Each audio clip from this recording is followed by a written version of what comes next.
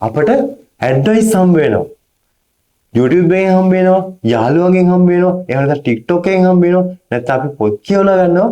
මේ හැම තැනකින්ම අපට ඇඩ්වයිස් හම්බ වෙනවා.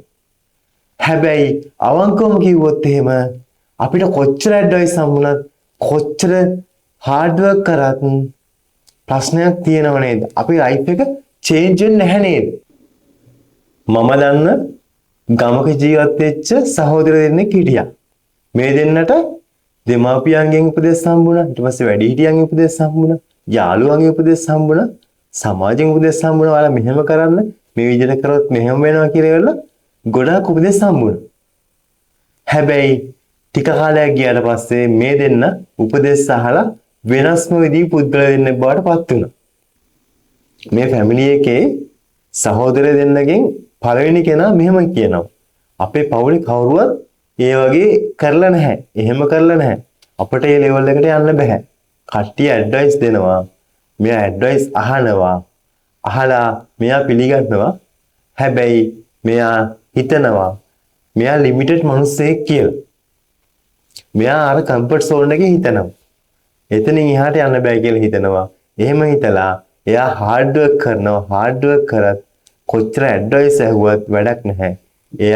එයාගේ ලයිෆ් එක චේන්ජ් කරගන්න නැහැ. එයාගේ ඩෙන්ටිටි එක චේන්ජ් කරගත්තා නම් එයා ලිමිටඩ් මොනසෙක් කියලා හිතනකම් එයා හැමදාම එකම තැන අර කියන ඇඩ්වයිස් වලින් වැඩක් නැති වෙනවා. මේ සහෝදර දෙන්නගෙන් දෙවෙනි කෙනා දවසක් මෙහෙම හිතනවා.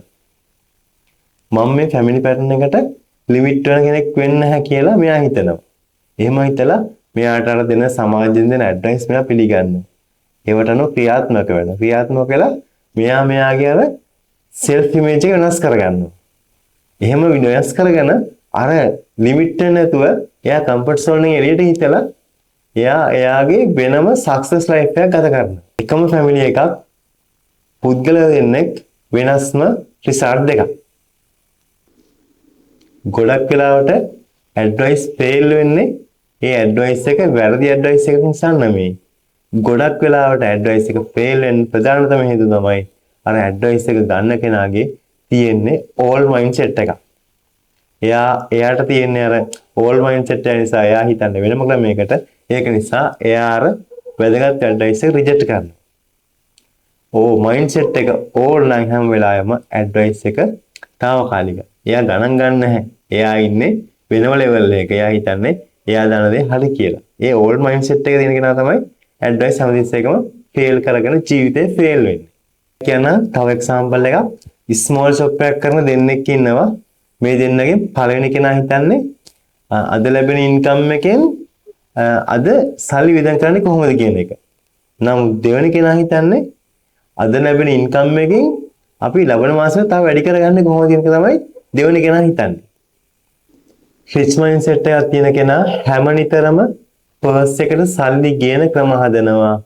පුවර් මයින්ඩ්සෙට් එකක් තියෙන කෙනා හැම නිතරම සල්ලි වියදම් කරන විදිය ගැන හිතනවා. ඩිෆරන්ස් එක තියෙන්නේ මනි amount එක නෙමෙයි. ඩිෆරන්ස් එක තියෙන්නේ ඩිරෙක්ෂන් එක. අපි ගොඩක් වෙලාවට හිතනවා මේ ඇඩ්වයිස් එක හොඳයි කියලා. හැබැයි අපි ඇතුළතින් තාම පරණ වර්ෂන් එකේම තමයි. ඩෙන්ටිටි බිල්ඩ් කරනවා කියන්නේ අපි හිතන මනුස්සයගෙන් අපි වෙනස් වෙන එක.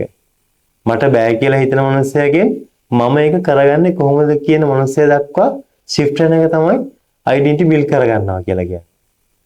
සාමාන්‍යයෙන් කියන්න ඕන ඔයා ඇඩ්වයිස් අහන එක වැරදි නෑ. ඒව අහලා ඔයා හાર્ඩ් වර්ක් කරන එකත් වැරදි නෑ. හැබැයි ඔයා ඇඩ්වයිස් අහන කෙනා නොවි ඔයාගේ ලයිෆ් එක රීබිල්ඩ් කරන කෙනා බවට පත් කරගන්න. ඔයා මාව සබ්ස්ක්‍රයිබ් කරේ නැත්නම් තාම සබ්ස්ක්‍රයිබ් කරලා නැත්නම් මාව සබ්ස්ක්‍රයිබ් කරන්න, ලයික් එකක් දාන්න. ඔයාලට වීඩියෝ එක වැදගත් වුණා නම් කමෙන්ට් එකක් දාන්න. ඔයාලට ගොඩාක් වැදගත් වීඩියෝ අරගෙන ගොඩාක් ජීවිතය හදාගන්න පුළුවන් විදිහේ වීඩියෝස් අරගෙන ඉදිරියේදී හම්බ වෙමු. ගොඩාක් ස්තුතියි හැමෝටම.